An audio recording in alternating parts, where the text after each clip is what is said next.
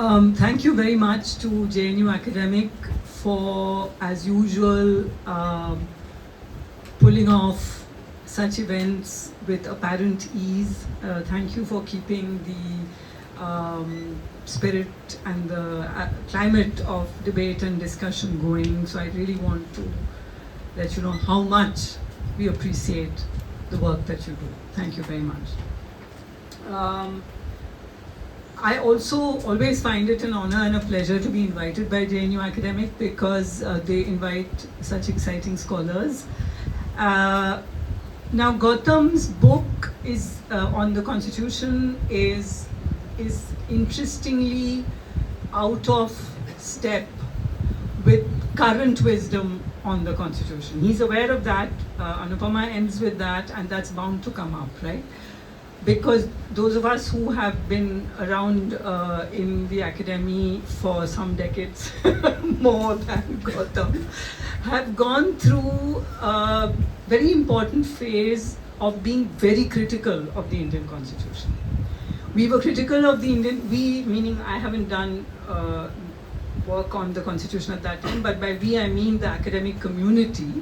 Had arguments against the elite consensus that was the Constitution. Who were the people in the Constituent Assembly, after all, right? They didn't really represent the people in any way, the way they were elected to the Constituent Assembly. The Constitution has been called a communal constitution. It has been called a constitution that promotes and enables capitalism. So that is the journey that of engagement with the Constitution that, let's say, those of us who have been in the academy for, like, say, 30 years, right? I mean, this is what we would have encountered. So Gautam's book is very much against the tide, and it's a very, for me, it was a very timely warning, because a warning against romanticizing the Constitution, to which I plead guilty to. Now, where does the romanticizing of the Constitution come in from? I'll come to that, but I want to first, I feel that there are certain wonderful phrases that Gautam uses and which he didn't use in his presentation. So I want to first of all just read out. I want to read out from the prologue. He outlines a series of steps taken by this regime from 2019 onwards. And I feel that it's kind of serves the purpose. So my first part is going to basically say some things about the book going along with Gautam, and then I will make some comments of my own. So I think it's very important to bear witness, as it were, to the kinds to the ways in which this regime has, within 10 short years, transformed the topology, the political topology of, I would say, this region. Today I would say of this region, not just of this country. Now, so 2019, abrogation of 370. So I'm going to very quickly go through that, and he talked about the abrogation of 370 at length. Meanwhile, in the same, so now I'm going to read from him. Meanwhile, so there's the whole Kashmir thing, and then meanwhile, in the same 5-year period, 3 state governments under the rule of the opposition were toppled through a series of maneuvers involving legislators resigning or party splitting. The beneficiary in each case was the ruling party at the center with the BJP. And each of these cases ended up at the Supreme Court, where bitter disputes implicated the conduct of several constitutional functionaries, the centrally appointed state governors, the speakers of the legislative assemblies, the election commission. Then in early 2023, a little over a year before the 24th general election, the Supreme Court handed down a judgment depriving the executive of the power to appoint election commissioners, temporarily vesting it in a committee comprising the Prime Minister, Leader of the Opposition, and the Chief Justice of India. By the end of the year, Parliament had passed a law that replaced the Chief Justice with a member of the Union Cabinet, thus restoring the executive's prerogative in selecting the composition of the Election Commission, right? So now this election, so abrogation of 370 happens in Parliament. Some other things are happening in Parliament as well, right? So when the game of transferring ministers, splitting parties, etc. That happens, and that is conducted through constitutional functionaries. And then you have the election commission being completely subverted because it's entirely appointed by the government. And then you have not just states, political parties and institutions, but the EB and the UAPA. And he points out that the splitting of those parties and those defections and so on were also engineered through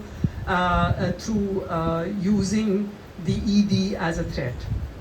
So it's very important to understand that at the very first 2-3 pages of the book, somebody picks up this book in an airport and looks at the first 2-3 pages, it's a gasp. It's a, this book cannot pass unnoticed by good people or by villains.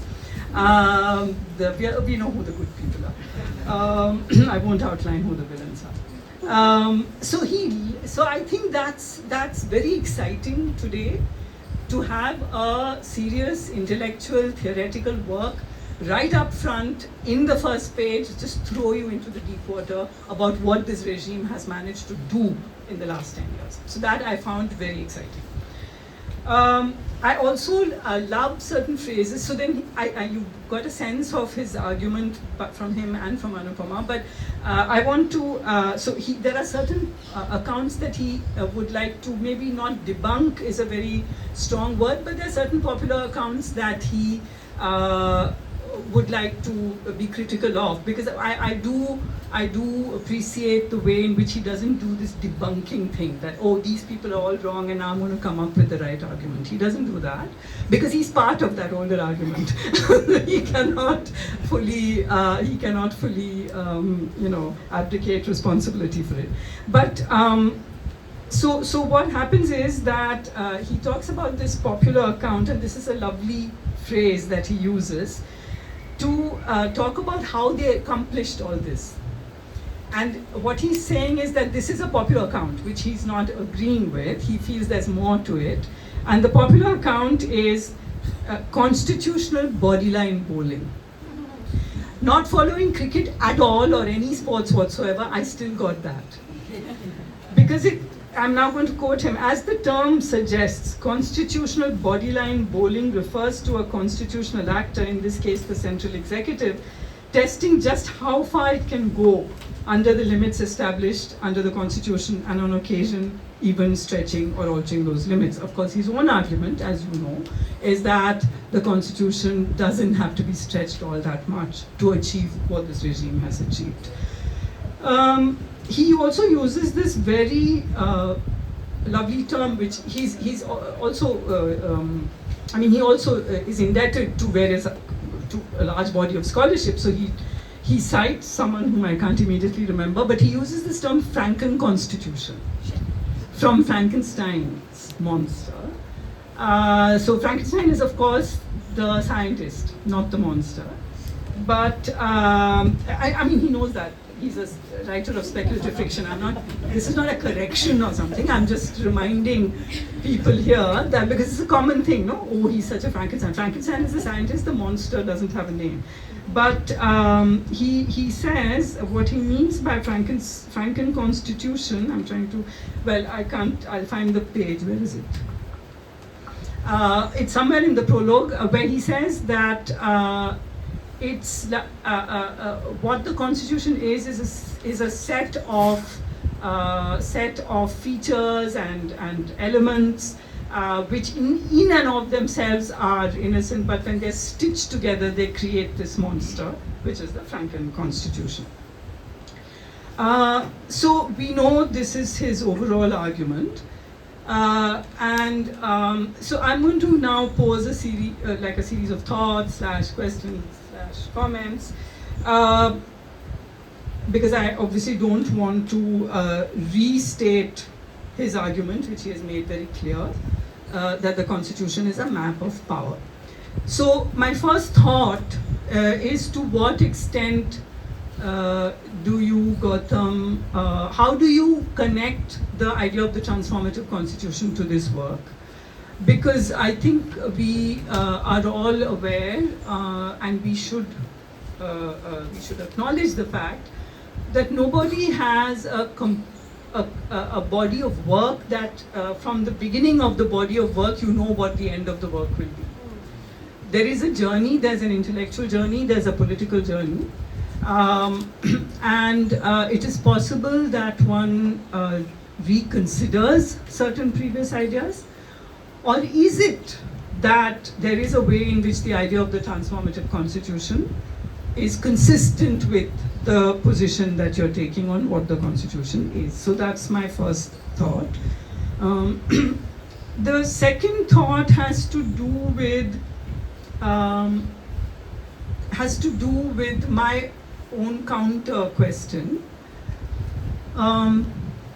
which is that I'm not unpersuaded by your account of, and it is such a brilliantly nuanced, and I'm not saying all that enough, so I should quickly say all that. It is truly brilliant and nuanced, and dense scholarship, and a book that is it's very difficult to refute the idea that this is what the Constitution is, what he outlined. Basically that no bodyline polling was necessary. They could just play the game according to the rules as laid down by the Constitution and do everything that they did. I'm now stating it rather more simply than he does. But now my question arises from the fact that you are, when you look at the Constitution from the point of view of the author, which is the Constituent Assembly, which has connections with other people, and Rohit De's book talks about People's Constitution, talks about the way in which different sets of people wrote in to the Constituent Assembly with their demands and desires and so on. So you have the author, which is the Constituent Assembly, but there's a reader. And I think we all are aware today that the author doesn't control the narrative entirely. In fact, the author, as we know, due to the proliferation of hurt sentiments across the board, that the author has no control over the narrative. I could have heard maybe 50 sentiments already. Only our sentiments are never hurt. We have very strong sentiments that are never hurt, apparently. So if the reader is the people, then the reason why many of us who were very critical of the Constitution earlier, why did we suddenly start thinking of the Constitution as something that one should even look at, honestly? Because I don't do, for example, personally, I don't study federalism, I don't study law, that's not my field of research. Why does the Constitution begin to acquire this glow? It's because of the reader, right? Because suddenly in Pathalgadi they are using the Constitution to challenge the roots of capitalist development. Suddenly, and I presume all of you have heard of Pathalgadi, the way they put up those, the way they use their own traditions of putting up Pathal for various traditional reasons, but you put it up to say, here ends the limits of the state, and the next thing is the Pesa, and the next thing is the Directive Schedule 6, and so on. Meaning to say that the Constitution was being read by them as offering this. We have seen, of course, anti-CA protests. That's when it really took off. We saw the queer movement using the Constitution and the idea of constitutional morality, Ambedkar's idea of constitutional morality. So I feel that we should take the reader seriously, and if we are taking the reader seriously, that is the people seriously, and the people who are using this Constitution, and we have, I've used the term insurgent constitutionalism. Kalpana Kannabiran has used the term constitution as commons. So when we look at the constitution in this, no doubt, I'm sure you can say romantic way, but romance is real, love is real, right? It's not to say it's romantic, is not to dismiss it. Romance is what keeps us going. So when you look at the ways in which these are being used, I have an argument which I have made in my book also, but my point is that I want Gautam to just respond to this idea of the constitution, that I believe that constitutions of the global south are different from constitutions of the global north. The global north constitutions emerged at the end of a long period of conflict, and they were meant to finish off and just close the system, establish, end all previous conflicts, and establish the new bourgeois regimes that emerged all across Europe, bourgeois capitalist regimes. But if you look at the global south, South Africa was an example Anupama talked about, but if you look at the global south, the constitutions of Latin America, the whole experiment with a new constitution in Chile, where there were many ups and downs to that. What I think we find is that the constitutions of the global south do not end an era and establish an order. I believe that they are porous documents. They are about the future. They have one foot in the future. And the reason why, for example, you have directive principles and fundamental rights, which are often in, what are the directive principles there for? Why are they there? They are there because it was left to future generations of the democracy to decide. And they're not in the fundamental rights, right? So there are many things in the directive principles, of which only one or two are being implemented with great ferociousness by this regime, but it also includes workers' rights, trade union rights. It includes many, many important things. Of course, right to education, which is now being withdrawn because the RTE Act has been pretty much destroyed. So what I'm saying is that if the constitution has to be read from the point of view of the reader, then the way in which you read the three archetypes, the third archetype of the plurality of voices in the Constituent Assembly, which Gautam reads as a cynical voice saying it was just a rag bag of opinions. Actually, if you read the Constituent Assembly debates, and if you look at even the debates on the First Amendment, which happened so soon after independence, you do find a variety of voices which actually you cannot just slot. Because if you look at the debates on the first, slot easily into political ideologies. So if you look at the First Amendment, for example, and you read the one debate was on the state's power, you'll find that it is S.P. Mukherjee, the Shyama Prasad Mukherjee, who is the Hindutva representative there, he is the one making an impeccable liberal argument for rights of expression, freedom of expression, control by the state. Who is making what today would be called an authoritarian argument? Ambedkar.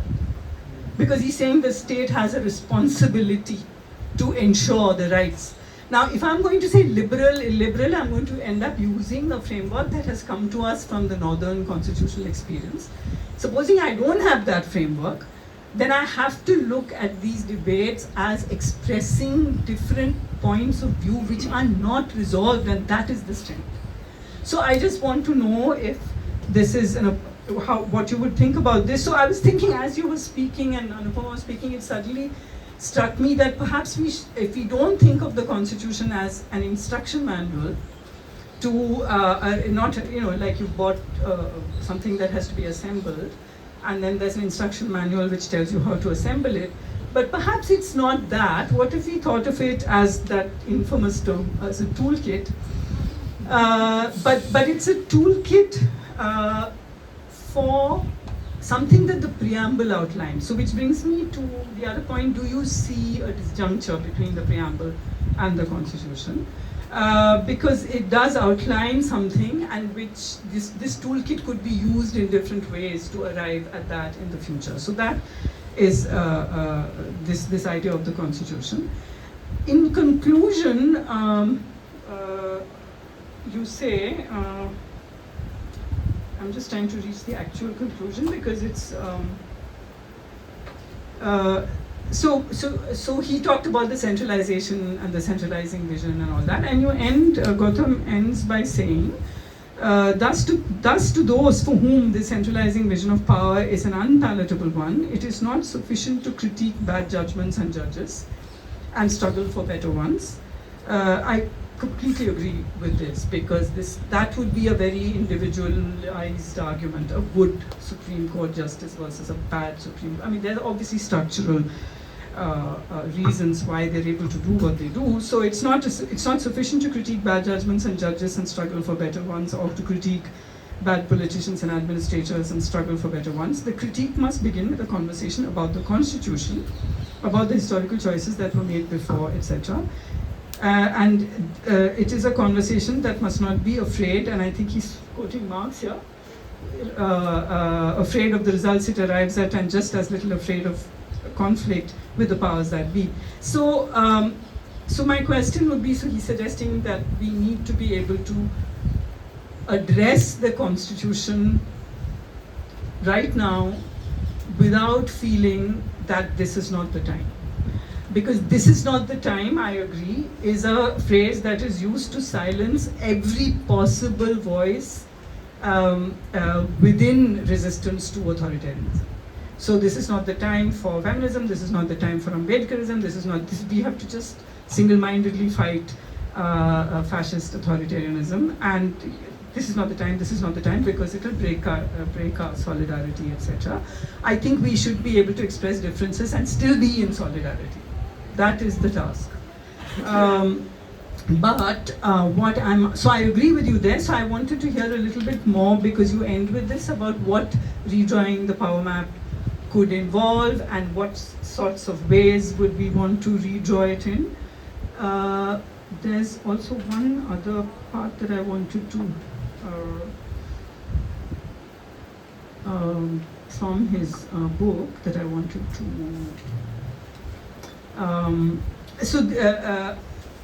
he hints at what this could be on page 219, where he says, one can imagine how a more capacious and generous vision of constitutional pluralism within the Constituent Assembly might have yielded a different history, where constitutional experiments within an overall democratic structure were not only tolerated but celebrated as an instance of Indian pluralism.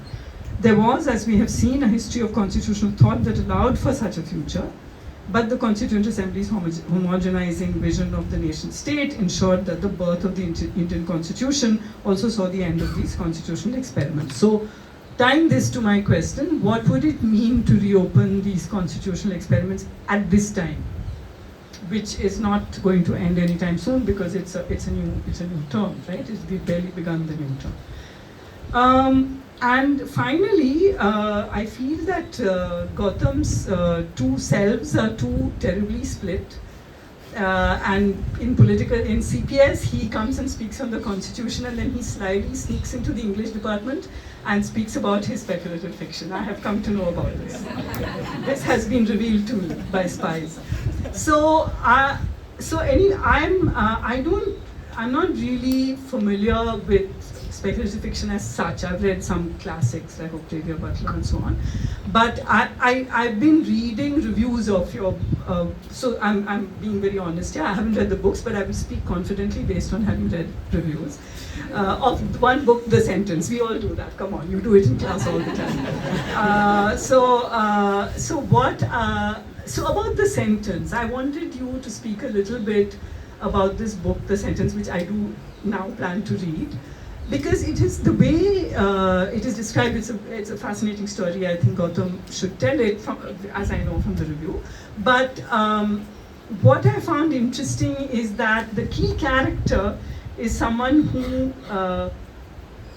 holds the idea of, I think in her hands, apparently you say, the idea of a law-bound or a society that is bound by norms, etc. But there's an anarchist society, which is the commune. There's a capitalist society. It's split because most speculative fiction is dystopian. How can you write utopian speculative fiction today? But it is dystopic, but evidently there's hope in it. So I wanted you to just maybe speak a little bit about why speculative fiction became the genre that you found useful. Because one thing, and I'll conclude with this, one thing I have come to see is that it seems as if of late, the really hard issues, race and gender to my knowledge, are being dealt with by popular fiction through the genre of horror.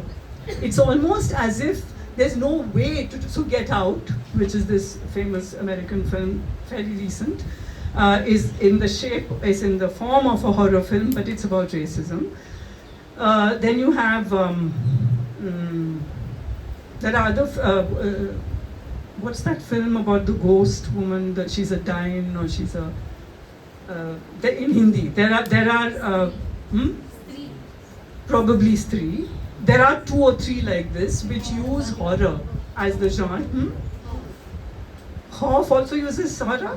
Yeah, so I'm intrigued by this, right? Why horror becomes the way in which to speak about social phenomena, horrific phenomena, but you're using that genre. It's almost as if you can't talk about it in a straightforward way anymore. And so speculative fiction obviously performs that function for you. So I'd like you to say a little bit about that.